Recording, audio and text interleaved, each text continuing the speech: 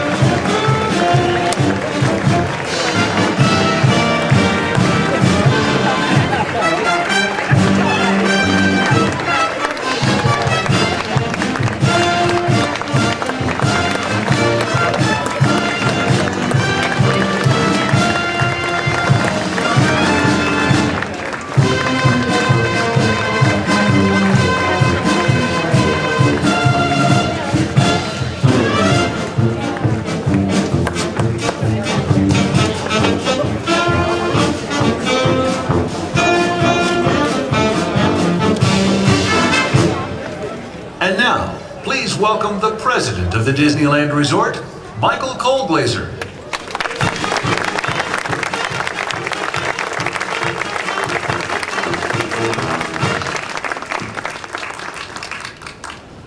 So we're here in front of the magic shop, fittingly, to pay tribute to a man who has brought an enormous amount of magic to the Disney company throughout his career. Today, we honor Disney legend Tony Baxter.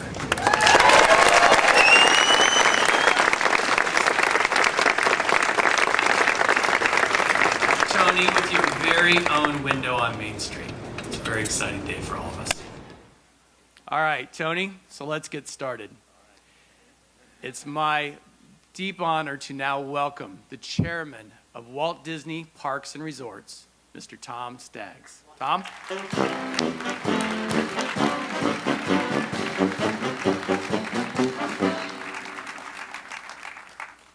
Thank you, Michael.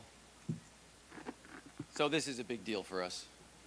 Obviously, receiving a window on Main Street is really an honor reserved for only those people who have made an indelible mark on the Disney Parks and Resorts organization and the parks themselves.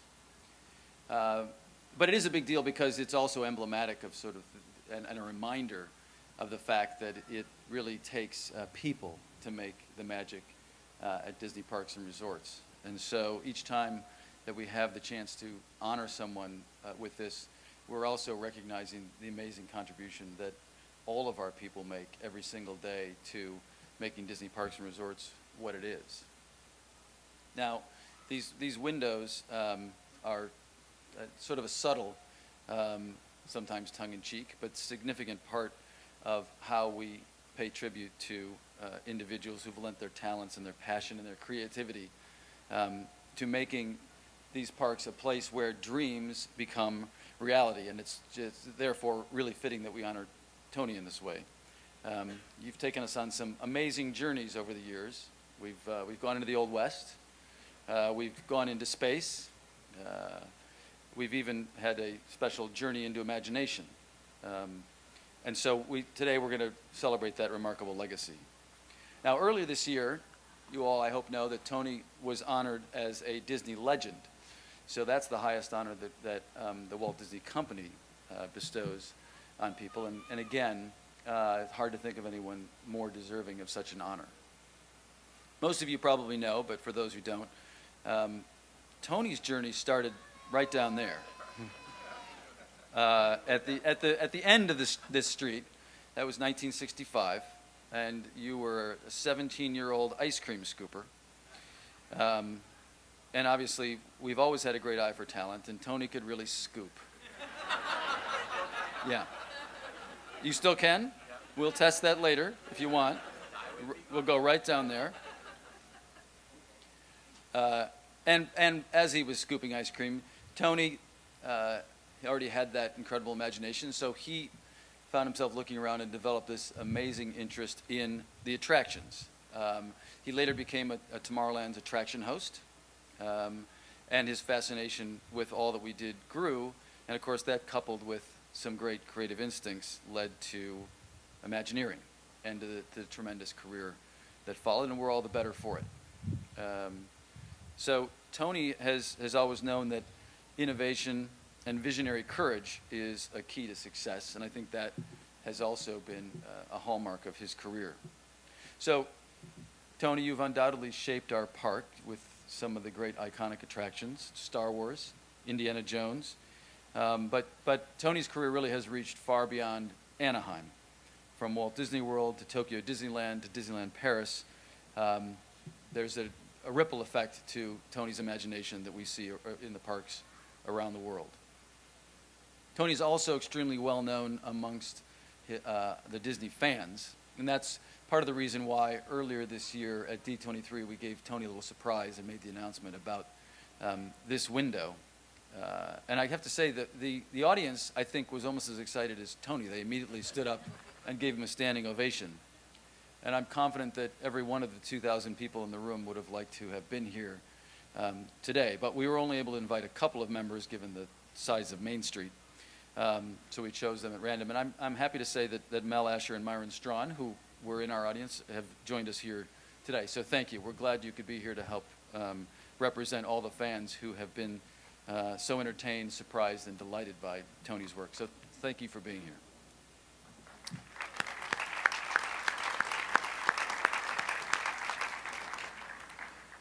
So another thing that we should spend a moment on is really Tony's unmatched passion for mentoring and guiding our future Imagineers. I think that Tony has long recognized that it's each successive generation of cast member and Imagineers that really carries on and extends the legacy. So I want to ask the Chief Creative Officer for Imagineering, Bruce Vaughn, to come up and talk a little bit more about that. Bruce?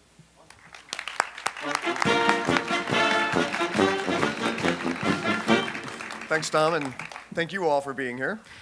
Anyone who knows Tony knows that he is a consummate people person, and he's also, I think it's fair to say, the Imagineer's Imagineer.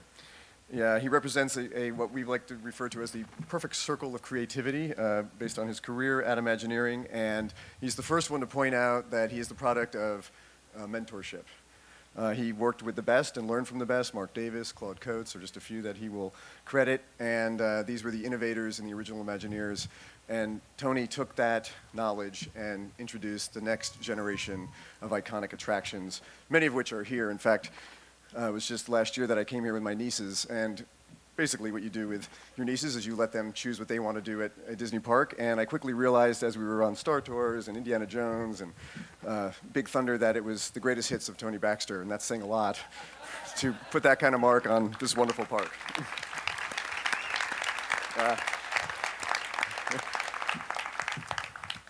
As Tom said, he also has been very instrumental in mentoring the next generation of Imagineers, and I think there's quite a few of us. I see Eddie and Tim and many others here who would say that you learn a lot with Tony Baxter. He has a lot of knowledge, and it's almost in his DNA to understand what it takes to create a Disney attraction. And that extends, also to one of our most beautiful parks in Paris, which he obviously had a lot to do with. So for that, we also thank you, Tony. Imagineer is nothing without its next generation, and you've had a big impact on that.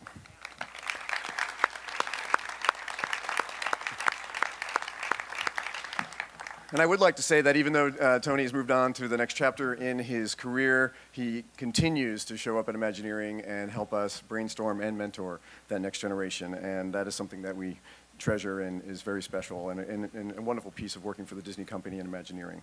But first and foremost, Tony loves Disney, and he also loves the fans. It's fair to say, I think, that second to some of our classic characters, Tony is like a walk-around character when he comes down to Disneyland. The guests sort of flock around him, and we think it's partly because they want to get to meet Tony Baxter, but also I think there was a long period where they were trying to see what he was looking at and figure out what was coming next. And who can blame them?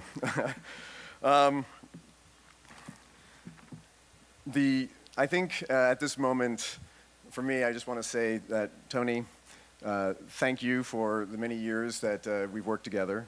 I, too, have learned an awful lot from you. And as Imagineers, we believe that happy people make the world a better place. You have certainly made a lot of people very happy throughout your career. And so for all that you've done and all that you will continue to do, and for your mentorship, we just want to say thank you.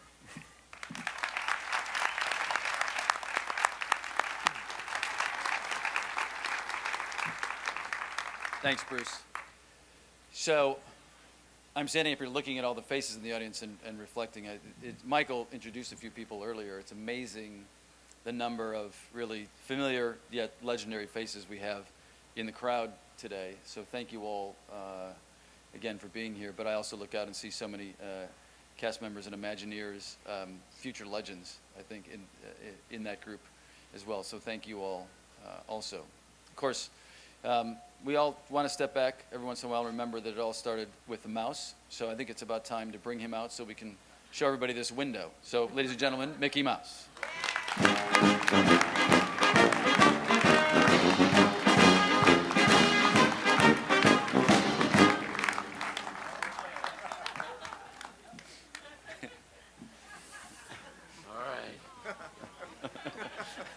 Okay.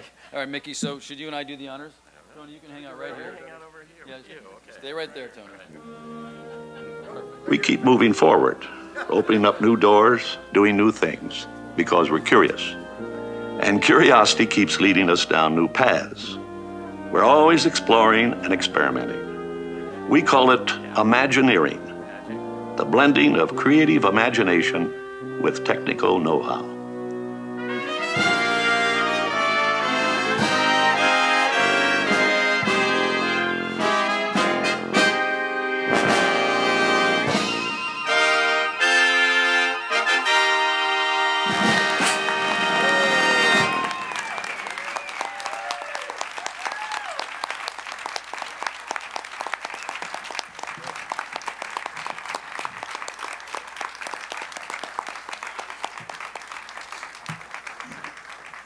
We love a dramatic build-up, Tony. Okay. So congratulations. I'm not subtle. For those who don't have a perfect, no, Tony just said I'm not subtle. Was anybody confused about that? So the window reads, Main Street Marvels, Tony Baxter, inventor, imagination is in the heart of our creations. And it seems perfect to me that that's what it reads. So congratulations.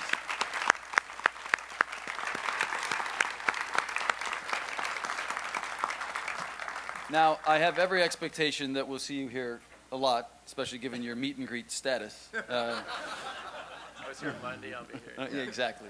But we thought it would be fun for you to have a replica of the window to keep at home. So we'll give you a look at that, and then maybe, Tony, you can say a few words as well. Okay, a few. Any use you like.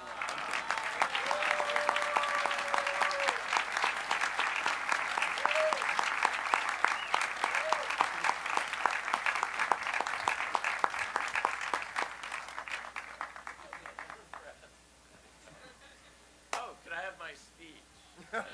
Oh, it's coming here. Okay.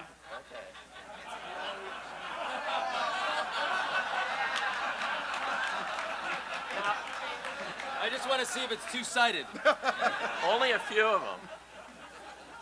I'll try to be brief. No, I knew it would get to you, so this is all there is.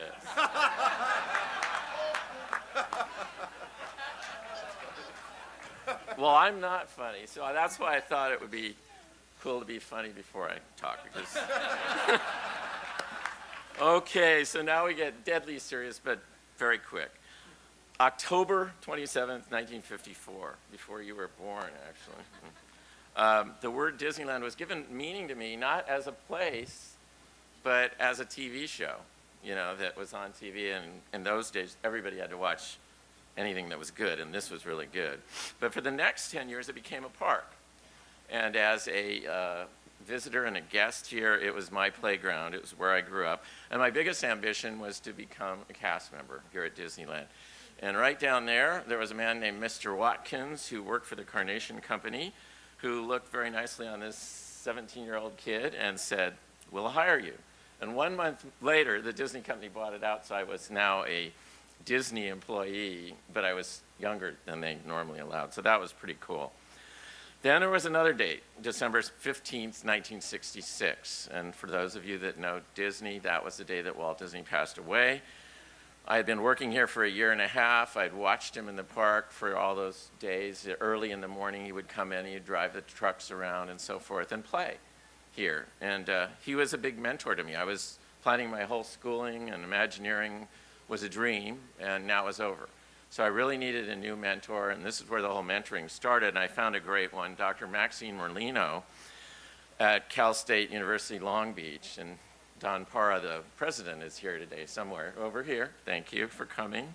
That school means a lot to me. And Maxine, now at 101, still emails me all the time, writes on the computer, and they're amazingly inspiring things at 101, so that's kind of exciting. In 1970, after graduating, I left Disneyland, came to Walt Disney Imagineering, where I met up with Claude Coates, and he became the next great mentor for me. He was a legend already, Disney artist and designer on the TV show every week, and I was going, that's a dream. How would you ever get to be one of those people? We got along amazingly well creatively. We just kind of clicked. He was in his 70s, I was in my early 20s, and it just worked, and I would quickly get to see Imagineering through his eyes. Today, the role of mentoring kind of belongs to me. And rather than calling out names, every one of you that has, I've spent time with lately over the last, I'd like you all to stand up, and I want to give you applause, because the next things you see here are going to be a part of this group, so thank you. I can't name you all, but I know a lot of you. All right. Well, that's one way to get me off the stage. We're half done. We're half done. So then we go on to the leaders and partners. And like Walt and Roy, great partners can see potential in things and then also create the opportunities. And I think that's that drama that those guys started, at least at Disney, and it's throughout a lot of industries. Well, for me, the high point, if you were looking at a trajectory, it was when Michael Eisner and the late Frank Wells landed at the Walt Disney Company. They led Disney to new creative heights in a little over a decade. Our company became the world's leader in everything from film to merchandise to the parks. And they saw faith in me. And with that, I was really able to do things I never dreamed I would be able to do. It just was a phenomenal period. And the next step down was Marty Sklar and Mickey Steinberg, who at Imagineering knew how to really make things happen. And I was lucky enough to be trusted by them that I was one of the people that could do that. And so they gave me those challenges, and the project opportunities came to life under their leadership. And then down at my level, Laurel Hartwell and I were partners for a long, long time. How many years?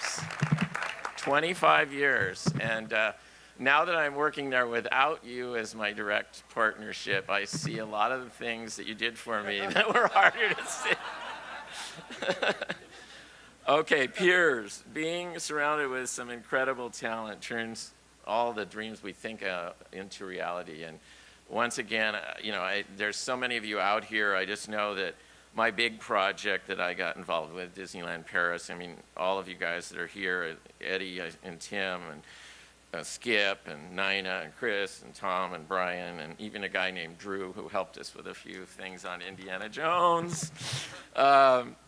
So, you just really can't, there's no way this is done alone. People say to me, well, how do you do that? You can't.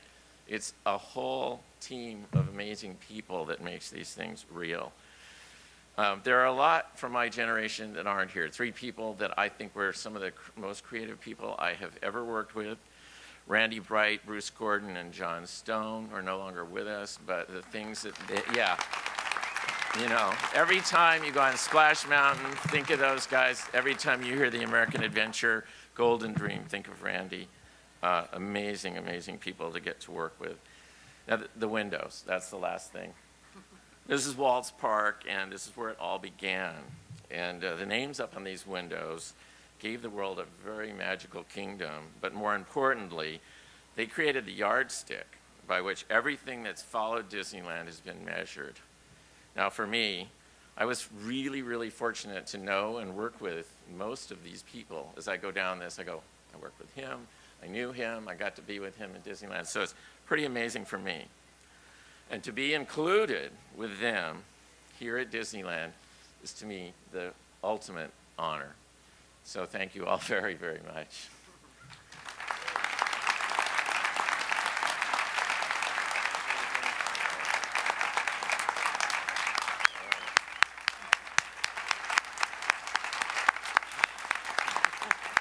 It's so much easier when you're on this side of it.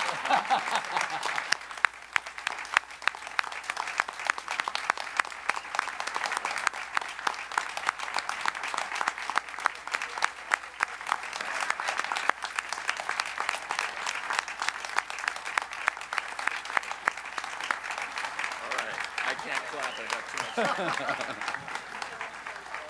All right. Well, Tony, I think it's obvious that you can see that everyone here assembled is thrilled that you have this honor, and it's just a privilege to be able to give it to you. And it's a great reminder for all of us at Disney that we have these amazing positions, not in just what we get to do, but the people with whom we get to do these things. And you're a great example of that. So thank you.